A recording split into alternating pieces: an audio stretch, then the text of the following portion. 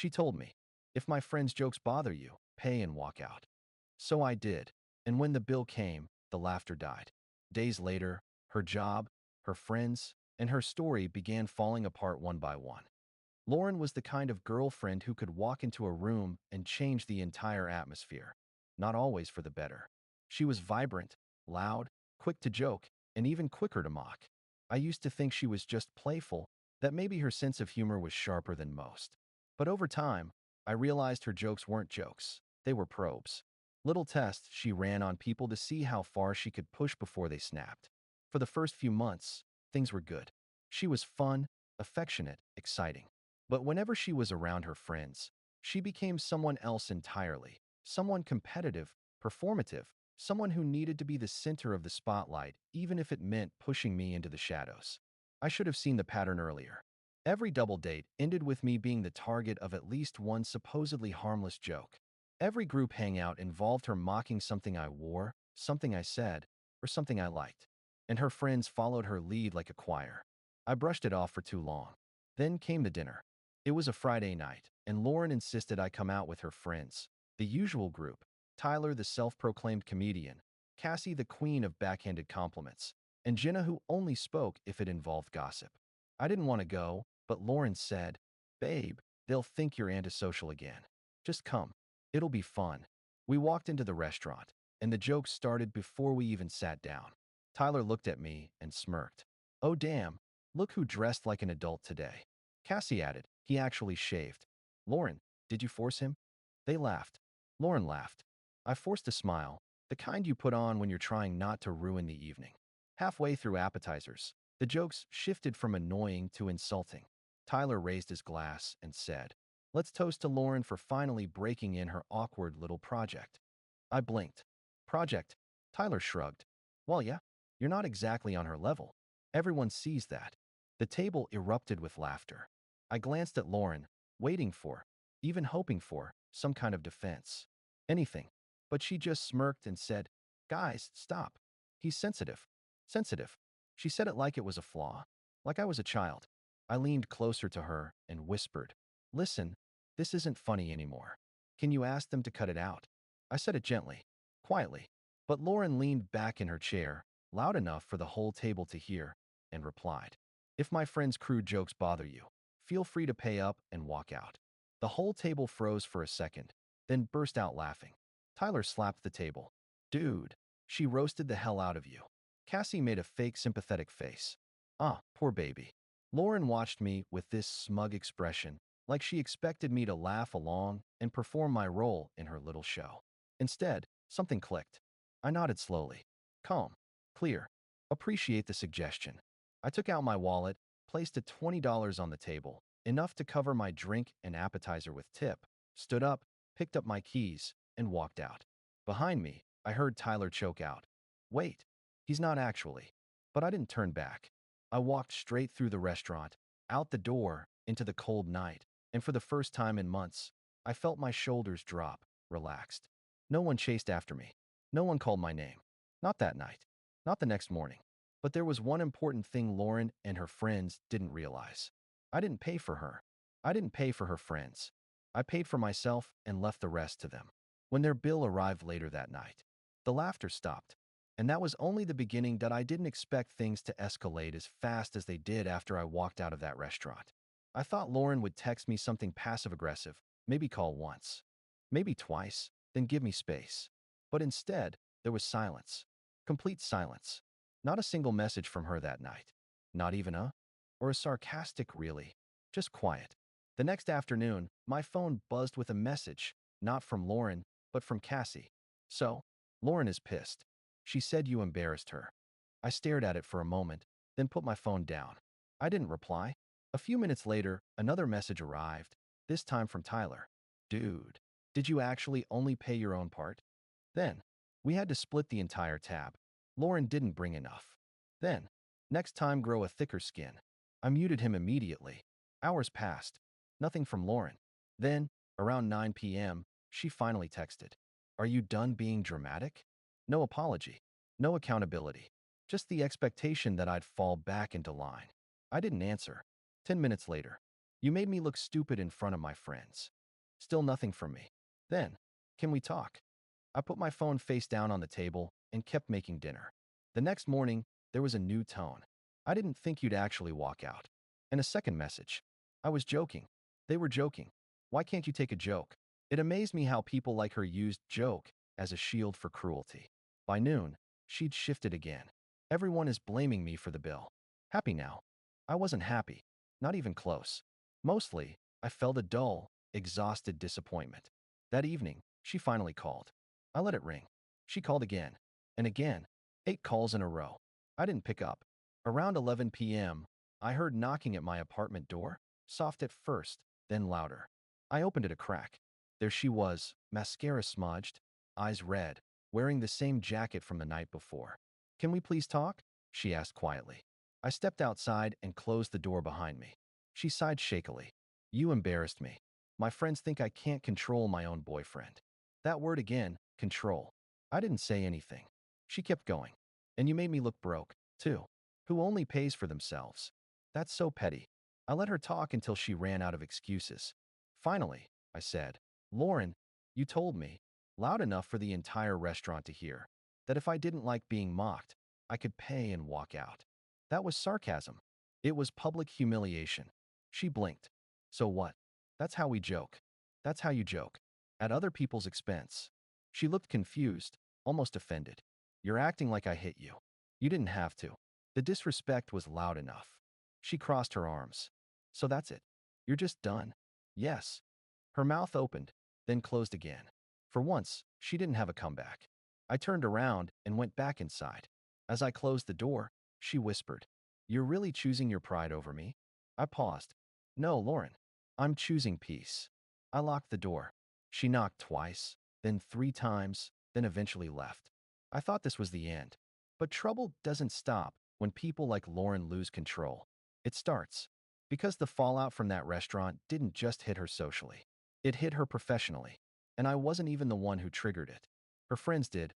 Update 1. A week passed. 7 full days of silence from me and escalating chaos from Lauren's side. The first sign something bigger had happened came from an unexpected source. Jenna, the quiet one in Lauren's friend group. She wasn't the type to get involved in drama, which is exactly why her message caught my attention. Hey, you should know Lauren is in trouble at work. I stared at my screen. Trouble? At work? How did a restaurant meltdown reach her job? Jenna kept typing. Someone recorded the moment she told you to pay up and walk out. The clip is circulating. I felt my whole body go still. Recorded? I asked. Restaurant security. I guess Tyler thought it'd be funny to ask for the footage. And he shared it in our group chat. Someone forwarded it to a coworker of hers. Then it got around. I wasn't angry. I wasn't proud. I just felt tired. This was the exact kind of domino effect that happens when someone treats cruelty as entertainment. Jenna continued. Her manager saw it. Apparently, Lauren has a reputation for oversharing and gossiping at work. The video made it worse. HR pulled her in. HR. Lauren was part of HR. The irony was too loud to ignore. I didn't respond right away. Instead, I reread the message twice. I wanted to believe Jenna was exaggerating. But 2 hours later, Lauren broke her silence. She texted, Are you happy now? Then, I got suspended. Because of you. Then, you ruined my career over one fight. I took a slow breath. My hands didn't shake. My heart didn't pound. I just felt a strange calm. I typed back. I didn't send them anything. She replied almost instantly. Liar. So I took a screenshot. Jenna's messages, her explanation, her timestamps, everything except her name. I sent it. Lauren didn't respond for 12 minutes. When she finally did, the tone had shifted violently. So they're all backstabbing me now? After everything I've done for them. Then a second text. Why didn't you defend me? That one. I had to reread. Defend her? I had walked out quietly after being insulted for an entire dinner. I hadn't yelled at her friends. I hadn't confronted her. I hadn't contacted her job. I hadn't told anyone outside that table. She destroyed herself. I responded. You told me to walk out. Your friends mocked me. And you encouraged it. What exactly was I supposed to defend? 3 dots appeared. Disappeared. Reappeared. Finally. Can we just fix this? Please. I need you right now. I stared at that message for a long time. This wasn't love. This wasn't accountability. This wasn't remorse. It was desperation. Not for me, but for someone to stabilize the chaos she created. I didn't reply. The next day, Jenna messaged again. She's telling everyone that you emotionally abused her, and that's why you walked out. I felt something twist in my stomach. Not pain, not fear, but a dull resignation. People like Lauren rewrite history to stay the hero in their own story. She wasn't afraid of losing me. She was afraid of looking like the villain. By the end of the week, more messages arrived, from people I barely knew but who had been told some twisted version of events. Some defended her. Some questioned me. A few apologized when they found out what actually happened. But the one message that hit hardest came from Lauren's own coworker, a guy named Andrew I had met once at a company holiday event. She said you walked out because you couldn't handle a strong woman. Then the video leaked. Everyone knows the truth now. Just wanted to tell you you're not crazy. I sat there for a long moment, processing. Not crazy. Not dramatic. Not sensitive. Just a man who finally walked away. Meanwhile, Lauren wasn't done. Her life began to unravel faster than she could spin it. Suspension. Friends distancing themselves. A reputation collapsing from the inside. And all because, for one night, she didn't think I'd actually take her up on her offer. Pay up and walk out. She thought those words were power. She never imagined they would be consequences. And the fallout wasn't over yet. Final update: it took almost a month for the dust to settle. Not for me, but for Lauren. For me, things slowly returned to normal. Work stayed steady. My apartment felt more peaceful than it had in a long time. And I started spending time with people who didn't treat cruelty like comedy. I even realized I'd been sleeping better.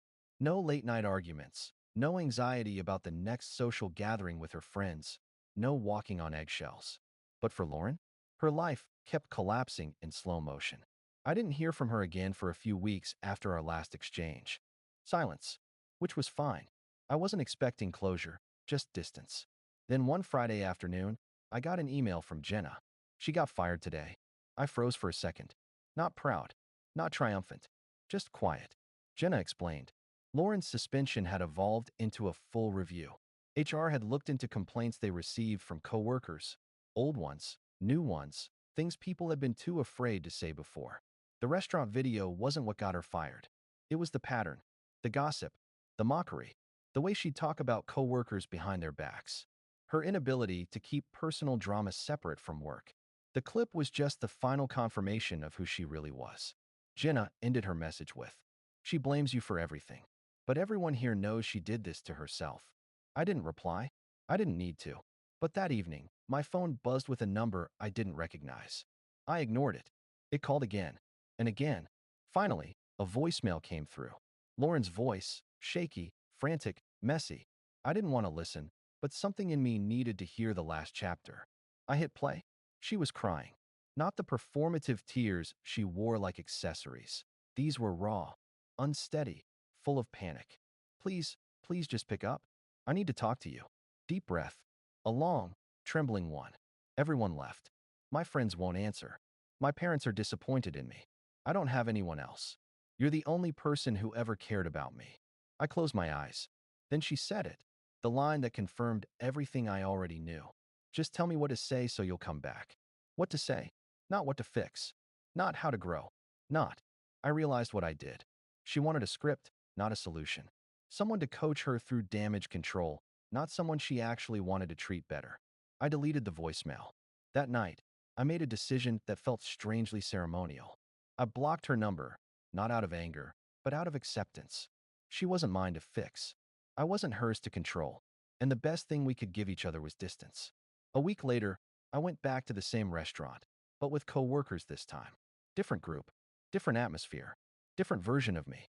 We sat at a table near the back, and halfway through the meal, one of the servers recognized me.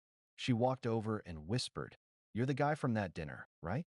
Just so you know, everyone here thought you handled that situation like a saint." I smiled politely. "Thanks." It was a necessary moment. Then she added something that stuck with me. "Funny thing, people always reveal who they are when they think you won't leave." That sentence echoed in my head for days. Because Lauren had always acted like I was locked in. Like no matter what she or her friends said, I'd stay. Like my role was fixed, the quiet boyfriend, the good sport, the easy target. The night I walked out, I didn't reclaim dignity. I reclaimed freedom. Months passed. I got a promotion, started taking weekend trips, reconnected with old friends I distanced myself from during my relationship with Lauren. And then, life surprised me. At a small bookstore downtown, I met someone. Her name is Elise. Soft-spoken but warm, thoughtful, patient, real. On our third date, she asked, "Why did your last relationship end?" I told her simply. She mistook disrespect for humor, and I mistook tolerance for love. Elise nodded, not judging, not prying, just understanding. That was new for me. About 2 months ago, I got one last message. Not a call, not a voicemail, just a follow request on Instagram from the name Lore, followed by a bunch of numbers. A private account. No profile photo. I didn't accept it. But she posted something publicly that I could see without following her. One of those vague, aesthetic stories with a quote over a sunset. Never lose someone loyal by being funny at the wrong time. I stared at it for a moment. Not angry, not nostalgic, just done. I turned off my phone and went back to the conversation I was having with Elise. It felt like a symbolic closing of a door I'd already locked months ago. Final thoughts. I didn't ruin her life. I didn't expose her. I didn't retaliate. I just stopped participating in her disrespect. Sometimes that's all it takes for everything propped up by arrogance to collapse under its own weight. She gave me an exit. I took it. And walking out wasn't the dramatic ending she thought it was. It was the beginning of my peace.